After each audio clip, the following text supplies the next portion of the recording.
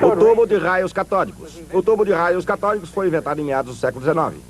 Mais tarde, se transformaria naturalmente no moderno tubo de televisão.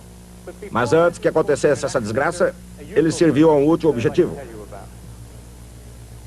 É o que vamos ver. Este é um tubo de raios catódicos particularmente simples. Ele consiste de um tubo de vidro no qual se faz vácuo com 2 eletrodos no interior.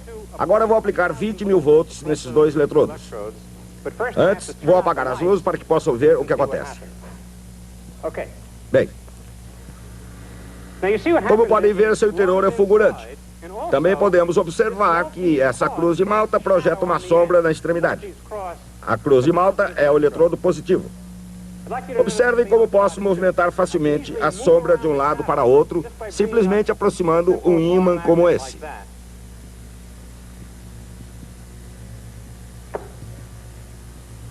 Certo? Vamos começar do começo. Acreditava-se que essa fulguração fosse um feixe de partículas carregadas porque ela podia ser facilmente desviada com um ímã comum. Mas para provar que isso era verdade, seria preciso desviá-lo com um campo elétrico. Por alguma razão desconhecida, isso não funcionou. Foi então que apareceu um cientista britânico chamado J.J. Thomson.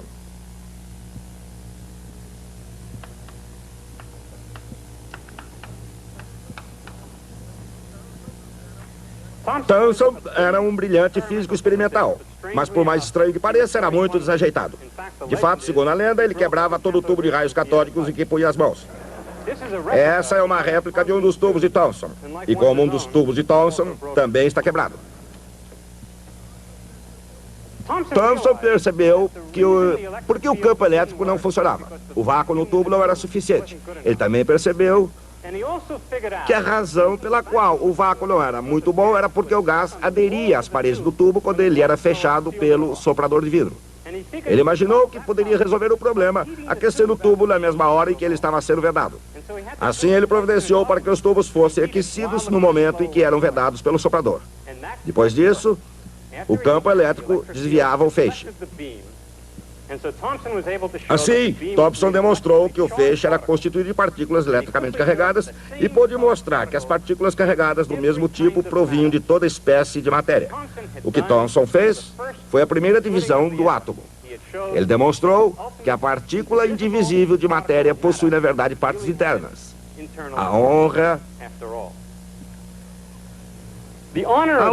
de ter batizado a nova partícula deveria ter cabido ao seu descobridor, J.J. Thomson. Ele queria dar-lhe o nome de corpúsculo, mas o nome não pegou, pois já havia um outro nome. Elétron.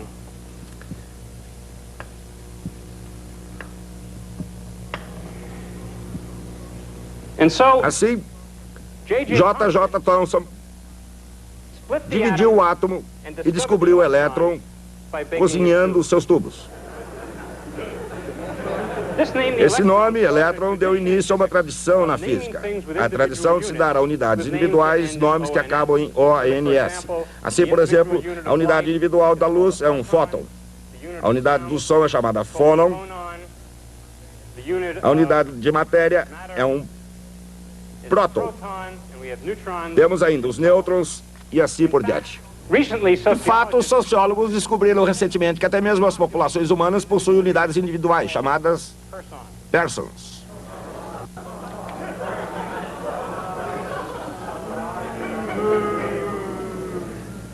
Uma vez dividido o átomo e descoberto o elétron, restava a tarefa crucial de medir a carga elétrica do elétron.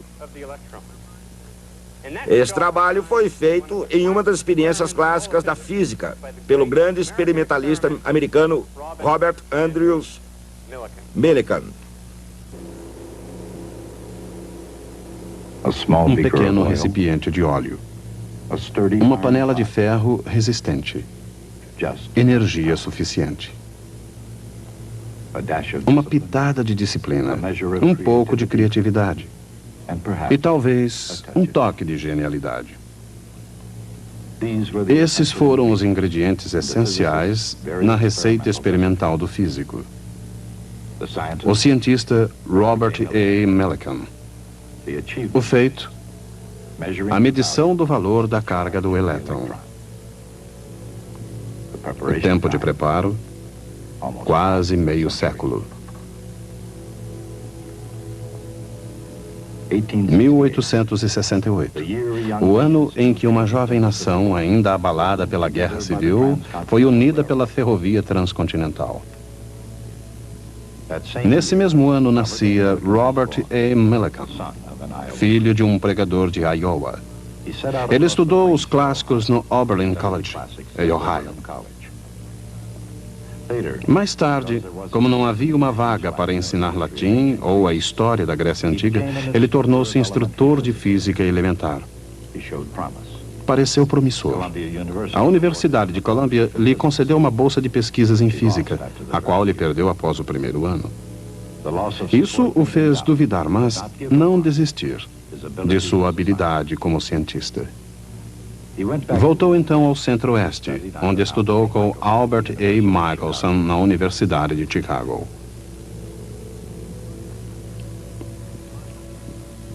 Michelson recebera o Prêmio Nobel pelo desenvolvimento de um instrumento extraordinário para medir distâncias através da interferência das ondas de luz. Millikan desejava mais do que passar um verão em Chicago. Ele queria iniciar ali sua carreira na física. Para se preparar ainda melhor, ele visitou inúmeras universidades e laboratórios famosos no Velho Mundo.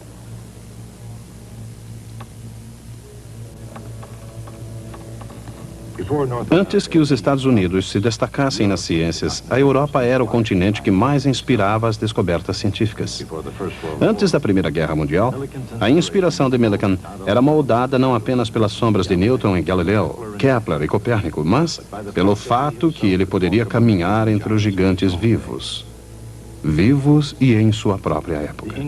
O inglês William Hansett, descobridor do hélio, do neon, do xenônio e do criptônio, Wilhelm Röntgen, o alemão descobridor do raio-x, Guglielmo Marconi e Karl Braun, que desenvolveram o telégrafo sem fio. Assim como acontecera com Leibniz e Newton em relação ao cálculo, eles fizeram suas descobertas simultaneamente, mas não em conjunto. Albert Einstein, Max Planck e Johannes Stark trabalhavam com afinco na Alemanha. Mas as maiores influências diretas sobre Millikan parecem ter sido britânicas. J.J. Thomson e seu aluno H.A. Wilson nos laboratórios Cavendish. O elétron, o raio-x, a radiação, descobertas como essas fizeram da física uma fronteira excitante.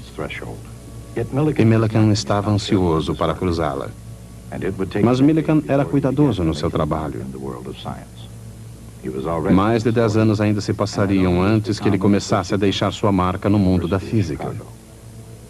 Ele já estava com 40 anos e apenas havia acabado de se tornar professor associado da Universidade de Chicago. Mais ou menos na mesma época, Marie Curie recebia o Prêmio Nobel de Química. E ela já recebera o de Física. Ele começou a medir a carga de um elétron.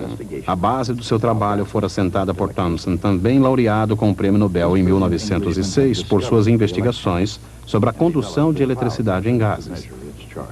Esse inglês brilhante havia descoberto o elétron e desenvolvido o método da câmara de névoa para medir sua carga. Essa câmara foi inventada para estudar as nuvens atmosféricas, mas nas mãos de Thomson e de seu colega H.A. Wilson, ela fugiu à sua finalidade original. Uma súbita expansão de ar, saturado com vapor d'água, forma nuvens. Quando existem partículas de poeira, nas quais possa se condensar, esse vapor supersaturado também se condensa nos íons, partículas eletricamente carregadas, criadas por um tubo de raio-x. Cada gota d'água teria a carga elétrica de um único elétron. Com essa visão, Thomson e Wilson decidiram determinar a carga média de uma gota média. O método da câmara de nuvens era muito difícil. As experiências que envolviam a medição da velocidade de queda da nuvem num campo elétrico estavam sujeitas a inúmeras incertezas. Mesmo assim, finalmente conseguiram obter uma estimativa da carga do elétron. Somente uma estimativa. Mas ela estava correta em sua ordem de magnitude. Para um homem como Robert A. Millikan, era uma porta aberta para o seu talento específico, a medição precisa de quantidades físicas fundamentais. Millikan repetiu suas experiências na Universidade de Chicago. Para ionizar a nuvem gasosa na câmara, ele usou primeiro raio-x e depois pequenas quantidades de rádio. Depois tentou um campo elétrico mais poderoso na câmara. Se desse certo, ele seria suficientemente poderoso para equilibrar a força da gravidade e manter a nuvem suspensa, imóvel. Tudo isso era simples no papel, mas na prática havia um pequeno problema. Com forças elétricas tão poderosas na câmara, a nuvem de vapor d'água desaparecia rapidamente. Mas Millikan fez desse problema uma vantagem.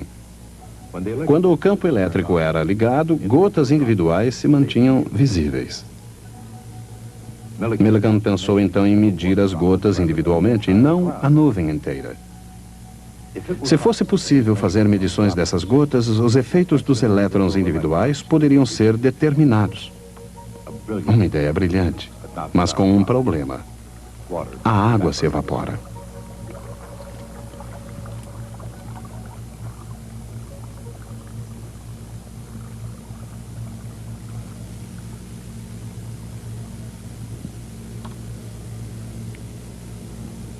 Em vez da água, pensou Millikan, por que não usar gotas de óleo? O óleo, ao contrário da água, não se evapora. Em 1907, na Universidade de Chicago, ele começou a obter resultados. Contando agora com um aparelho capaz de produzir uma névoa de óleo, Millikan mostrava-se cada vez mais confiante de que a carga elétrica de um elétron podia ser medida com precisão.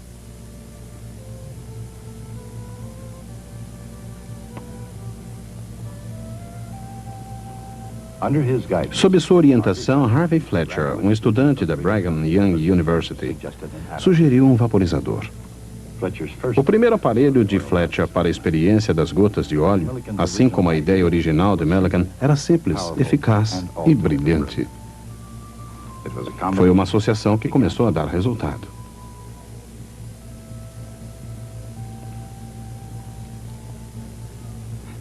A essência da experiência é aplicar um campo elétrico a uma gota de óleo carregada com eletricidade. E, em seguida, analisar o resultado, utilizando a poderosa equação de Newton. F igual ma. A massa da gota, vezes a aceleração, é igual à soma de todas as forças que agem sobre ela. Mas que forças agem sobre uma gota de óleo em movimento de queda? A força da gravidade, é claro, e o efeito da viscosidade. Uma gota de óleo, mesmo que isso ocorra apenas num milionésimo de segundo, tem a aceleração de um corpo em queda livre. Após esse primeiro milionésimo de segundo, a gota atinge sua velocidade final. Como qualquer esfera caindo através de um fluido viscoso, ela cai com velocidade constante. A força viscosa sobre uma esfera em movimento foi calculada pelo físico inglês George Stokes e é igual a 6π vezes o raio da esfera, vezes a viscosidade do ar, vezes a velocidade da esfera. Rapidamente, a velocidade aumenta, até que a força viscosa seja suficiente para equilibrar a gravidade. Assim, ao invés de acelerar, a esfera cai em velocidade constante. Millikan precisou medir essa velocidade para descobrir o tamanho de cada gota. Mesmo com um potente telescópio, uma gota é muito pequena para ser vista. O que Millikan viu assemelhava-se a uma estrela no céu noturno. Um ponto de luz que não podia ser visto com sua forma esférica. Mas observando sua estrela se deslocar lentamente desde uma referência do seu telescópio para outra e usando a densidade conhecida do óleo, ele pôde medir o seu tamanho com precisão.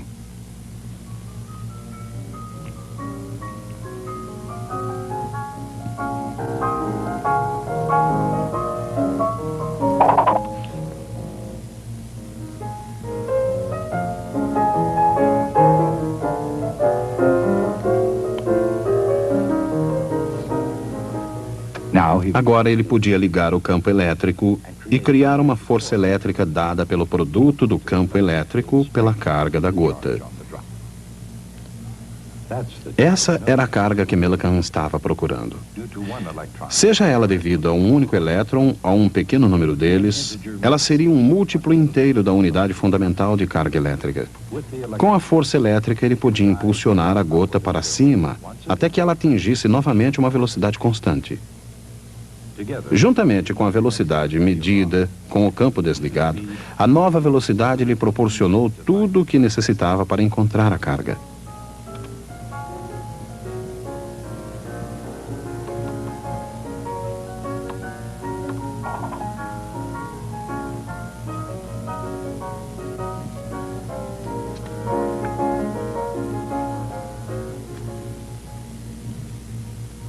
A experiência foi projetada com minúcia de detalhes, uma marca registrada do trabalho de Millikan. Para reduzir ao mínimo a turbulência sobre as gotas de óleo que caíam entre placas paralelas, uma pesada panela de ferro foi projetada para conter e proteger as placas. O ar era filtrado com lã de vidro antes de entrar no vaporizador, que deveria lançar a mais fina possível nuvem de gotas de óleo na câmara. Mesmo a luz que iluminava as gotículas foi pesquisada. Uma solução de sulfato de cobre e um tubo de água de 1 metro de comprimento deveriam remover o excesso de calor produzido pela luz. Quando chegou a hora, Millikan tomou todas as providências para que nada atrapalhasse a experiência. Cronômetro na mão, durante horas ele observou através de seu telescópio o que acontecia dentro da câmara. Bem no coração da câmara, ele veria uma única gota de óleo carregada de eletricidade brilhando como uma estrela. Sob a influência da gravidade e da viscosidade, a gota deveria cair. A pequena estrela deveria cair, alcançando a referência superior do telescópio. Aí,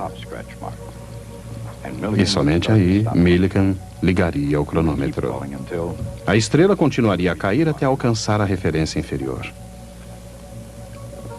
Millikan registraria o tempo de queda de cada gota. Em seguida, ligaria o campo elétrico, transformando a gota de óleo numa estrela em ascensão.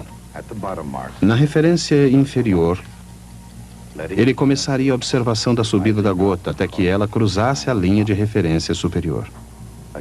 Muitas e muitas vezes, ele observaria a subida e descida da gotícula. Muitas vezes observando uma única gota durante horas a fio. Centenas de medidas foram obtidas, registradas e analisadas para produzir a medição mais precisa jamais obtida da unidade fundamental de carga elétrica. Os valores finais publicados, 4,77 vezes 10 elevado à potência menos 10 em unidades eletrostáticas, apresentaram uma diferença de apenas 2% dos resultados obtidos antes da utilização de óleo na experiência.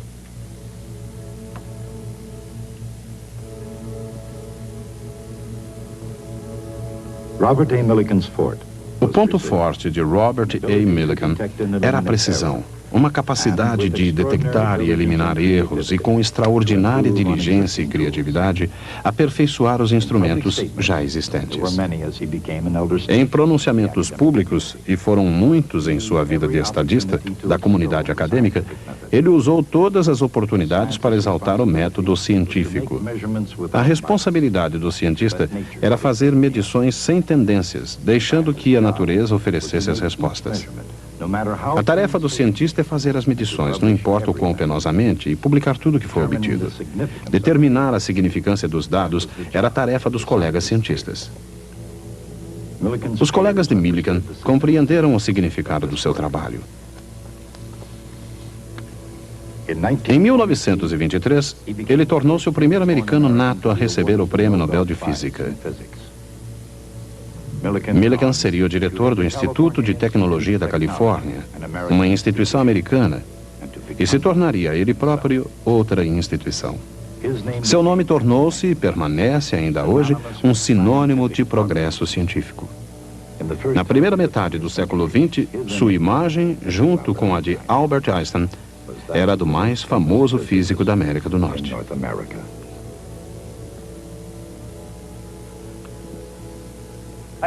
Gostaria que vocês vissem como foi essa experiência. Quero que observe uma coisa. Essa lata. A mesma lata está na extremidade da bancada.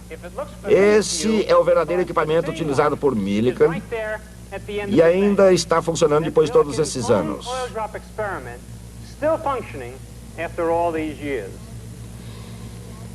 Agora tenho algo verdadeiramente extraordinário que gostaria que vissem.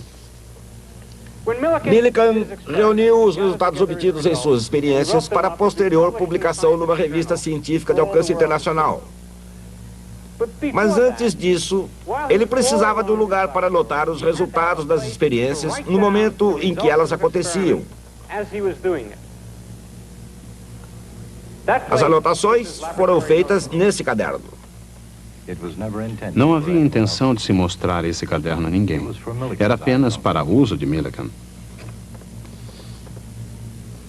Esta página tem a data de quarta-feira, 20 de dezembro de 1911. Aqui, Millikan anota a temperatura e a pressão do aposento. E aqui, sob a inicial G, de gravidade, uma série de números. Cada um deles representa o tempo que cada gota de óleo levou para cair entre as duas referências do seu telescópio. Numa coluna semelhante, sob a inicial F, o campo elétrico e, novamente, o tempo consumido na queda de cada gota de óleo.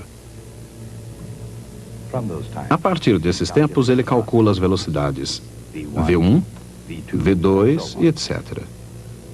Usando essas velocidades, ele encontrou o logaritmo de V1 mais V2. Assim, ele pôde acrescentá-lo à metade do logaritmo de V1. E, finalmente, Millikan chega ao seu resultado. Em seguida, escreve: este é um resultado quase exatamente correto. Como podia ele afirmar isso? Admitia-se que ele estivesse procurando uma constante fundamental da natureza cujo valor não sabia com antecedência. Por que ele diz, isto está correto? Em outra página ele escreve, beleza. Nesta página, beleza, publicar. Em outra, muito baixo, alguma coisa está errada. Aqui uma nota muito reveladora. Não muito certo da distância, 1,273. Essa é a questão. Quando obtém um resultado que não lhe agrada, ele não o joga fora. Isso seria uma fraude. Em vez disso, examina os instrumentos para ver se há algo errado. Então, sim, ele tem uma boa razão para jogá-los fora. Naturalmente, quando obtém um resultado do seu agrado, não examina o equipamento com tanto cuidado para descobrir por que deu certo.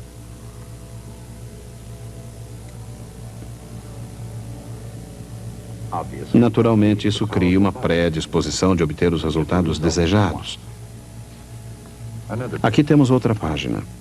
Melhor ainda. Beleza. Publicar. E assim, páginas e páginas.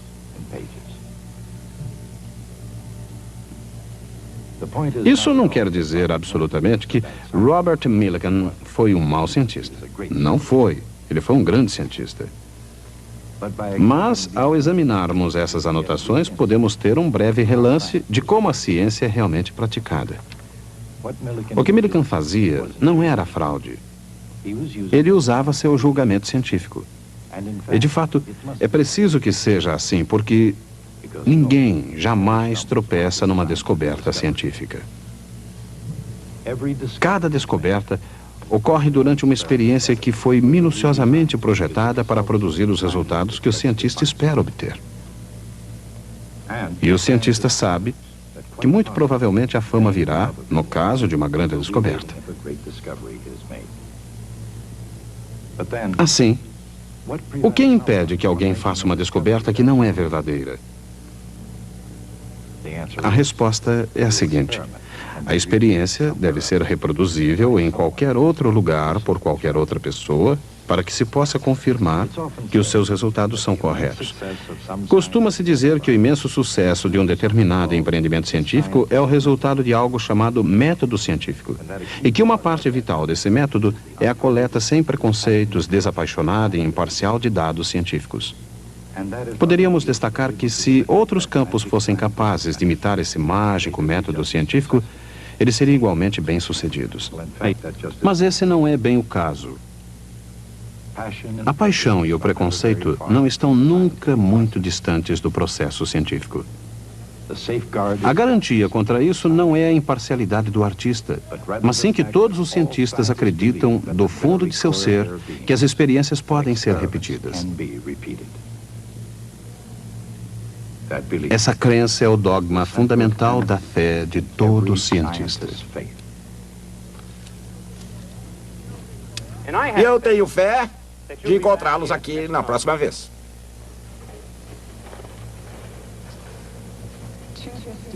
Até hoje, a experiência da gota de óleo de Robert A. Millikan permanece como uma das medições clássicas na história da física.